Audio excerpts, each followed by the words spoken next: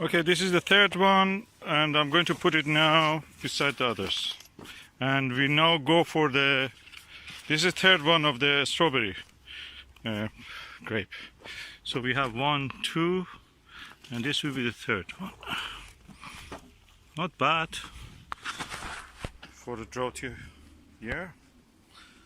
And now I'm going for the harvest of the other ones. We have also red one here, which we need to harvest, but they are not a strawberry grape, they are something else. We bought this from the Wilkinson, the tree actually. Must be around 6 years ago. God, I transplanted it so many times. We harvest our grapes. These 3 are strawberry grapes. These 3, this one, and that one are the phonics. Let's just knock him off, come on. Yeah. You're not coming out, oh no. And these 2 are from this Hamburg or Stuttgart German like thing, a from leaf. Wilkinson we bought it. And when we got this allotment, no, that allotment, yeah, that must be now around, God, must be around 6 years old now. We transplanted it several times. It was just a stick, and now it gave some fruit. Last year it gave, but we didn't bother to harvest it because chickens were eating the whole tree, so we had to keep it on the net. Okay, lovely grape here. This is strawberry grape sweet. The taste of the sugar of this phonics is amazing. And this is another different variety. This is yellow, red. And yet we have those Stuttgart or Hamburg or whatever it is. And I don't think we can eat all of this. I will try to beat Susan on eating the grapes before she can make anything with them. But anyway, she may make her own drink. I will have my own grape, dessert grape to eat, enjoy, and everybody will be happy. Okay, what I'm doing, I'm trying to make a grape cordial. I'm separating the grapes from the bunches, and what I will do next stage, I will of course rinse them again. I wash them once, I rinse them again just to make sure they're alright. Then I will mash them with a masher, then I will boil them. This is not a wine, this is a grape cordial. So we will see how it goes.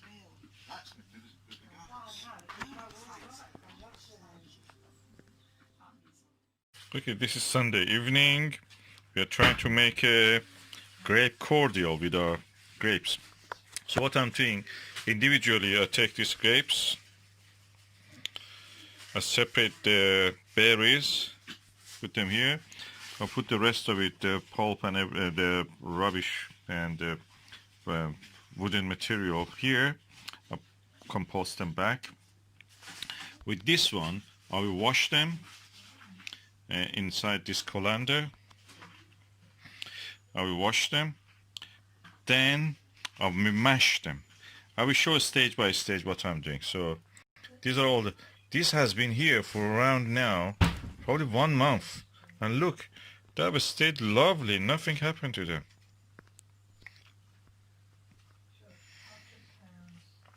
Perfect grape varieties. I think this is Bianca and Brandt. I want to show you this, the taste of this Brandt. It's so lovely. I never have experienced such a taste in a grape.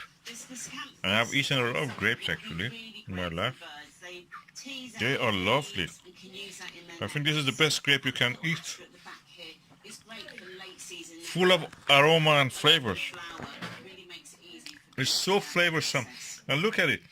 I've kept it now for 1 month inside the box, out of freezer, in the out of fridge, and inside just a warm kitchen. And look, they're doing well. Normal kitchen. I mean, it's warmer because everything is there. No rotting, nothing. Just kept beautiful. The taste of it, the flavors, so spicy, so aromatic. I've never tasted such a good grape. And I come from a region that grapes originally are from there. My ancestors were from there. We had eaten best grapes, and I think this is really good brand. This is a video about tasting the grape variety Brandt. It's a red black grape, and I harvested around 1 month ago. And it has kept really well. We just didn't freeze it. We didn't put it in the freezer, no bag. Just in the box, wooden boxes that they came from the allotment. We kept it like that. Let me taste them now. Oh, sweet. Aromatic. Oh, beautiful. Spicy slightly. And yet complex flavor. Oh, oh, oh. The flavor of it. How can I describe it? It's like perfume. Yeah, the word is perfume. They smell and taste perfume, like perfume. Oh. Branch is definitely a good variety to grow. And it's such a long keeper. I've never seen our grapes keep so long. I'm making cordial of them, but I'm wondering why should not keep some of them just for us?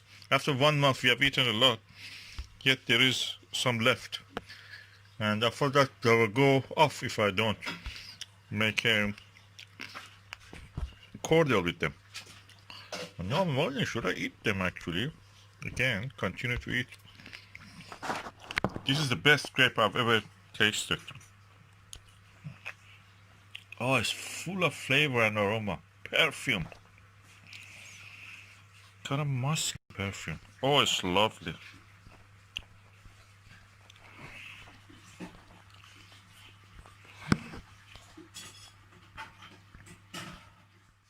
Okay, this is the electric hob, and these are the quality grape from our own orchard. The variety's name is Branch. Very aromatic, very tasteful. And I'm mashing them just to make a cordial, grape cordial. So I will continue to do this until it's ready. Then I'll put it on the hob to reduce it, then mix it with a bit sugar. Okay, I've now mashed it with the potato masher completely. The thing is that because I'm not going to put it on the hob, what will happen is that any enzyme or any yeast inside this will be killed practically. You cannot use this directly anymore. If I leave it like that without a heat and ferment it somewhere, it will ferment, produce first the alcohol, then the alcohol changes to vinegar. But if you boil it, it will kill the yeast and the enzymes. So practically what you will end up with just juice. So if you buy a winemaking kit, that is what they give you, a concentrate of this. Then you have to add the yeast. They give you also yeast. You add it to that, so it actually goes for fermentation.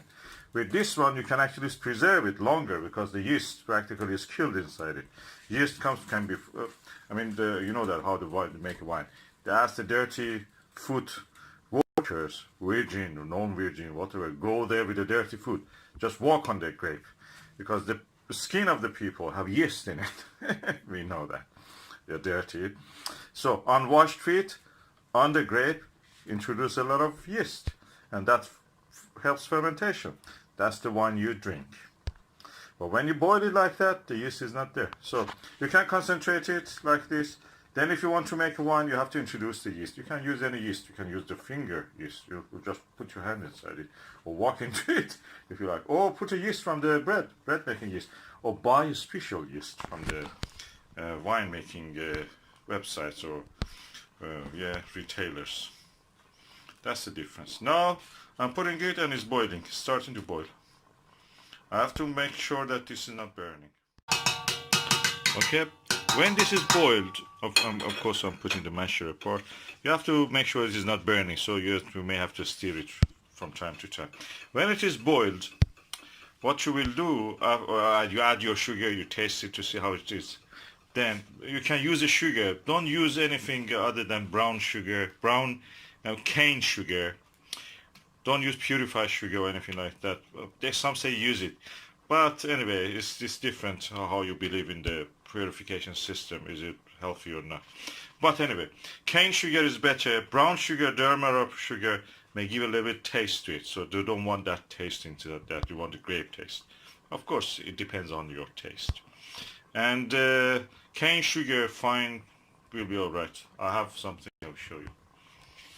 Okay, this is the kind of sugar I'm using. Golden castor, natural unrefined cane sugar. So it's a slightly yellowish brown, slightly. It's not pure white. I don't know in the light you can see. It's a slightly yellow brown or kind of orange color. Yeah. And when that is done, all the thing is done, we put it to a muslin bag and sieve it, squeeze it so all the juice comes out. You can use the rest of it as jam preserve if you want. I've not tried it, but you will see if you can use it. And the juice, which is cordial, you keep it and bottle it. You can use it as a concentrate if you want to make wine, or if you want to make vinegar. That's up to you. Keep it longer, it will become vinegar. There's another product you can use in kitchen. If you want to drink it as a drink, alcoholic drink, you can just keep it. The sugar provides the energy for the yeast to grow when you introduce the yeast, because yeast at this moment will be killed. But later when you introduce the yeast to make wine or vinegar, that will be used by the organisms. Okay, when it is boiling, this stage of boiling has reached. It was on the highest gas number. When it is starting to boil, you put the lid on it and you reduce this to the lowest possible. So number 1 here is the lowest one. And you leave it like that. Sometimes come and check it that it is not burnt, the bottom of it especially. So you may have to stir it. Then we come after a while and add the sugar. Now this has now been on the low fire for a while. We don't want to make jam. Remember, we are making cordial, so we don't need to make it really thick. So this is I have here around 1.5 kilo of grapes, and probably I take about 1 kilogram, 1 liter of the juice out of it. So around half a kilo to 1 kilo of this I empty here. Okay, this is the non-purified, non-refined cane sugar. Beet sugar is the one that you get from beetroot. Cane sugar is the one sugar that you get from cane. That's the difference I'm trying to. Okay, this was 1 kilogram. So I'm putting around more than a half a kilo, something between 1 kilogram and half a kilogram of it. So anything approximate.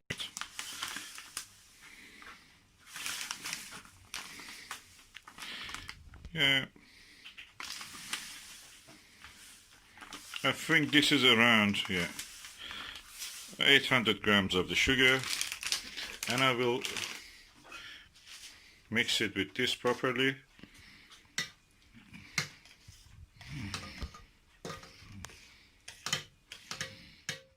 It's been here on the fire for now, on the heat, now for around 45 minutes, 1 hour. It has thickened up a little bit. The thing is that at this stage you can remove it from the flame. The whole point is now to thicken it up. If you want to keep it later, if you don't have the time, you can just turn off the heat. It was on 1, now put it on 0.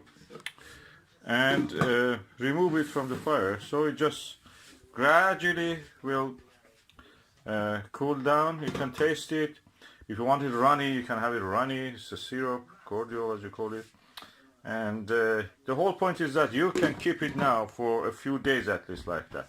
Why? Because all the yeast, anything that could actually cause molding in this is being killed by the heat. And the enzymes are what dissolved. So practically you have something which is kind of sterilized. And you don't need to worry about it. You can just go and later come back and just sieve it through the muslin. Or you can even use a colander just to take the things out, or if you have the time, just with a spoon. If you don't have any of this, just with a spoon remove the pith from there, and it leaves you with a cordial. The whole thing is that you can thicken up it as much as you like, thicken it up until it forms a consistency of a preserve or jam actually. Yeah, a kind of marmalade texture you get. You can do it as much. They do, I know that. My mother was always talking about they made a very thick syrup of the grape when they had a lot that they could not do anything with it. And they ate it with the bread. It was nice, like with bread. It's like jam they use it with bread, toasted bread and such things. So you know how to do it. Do it according to your taste now.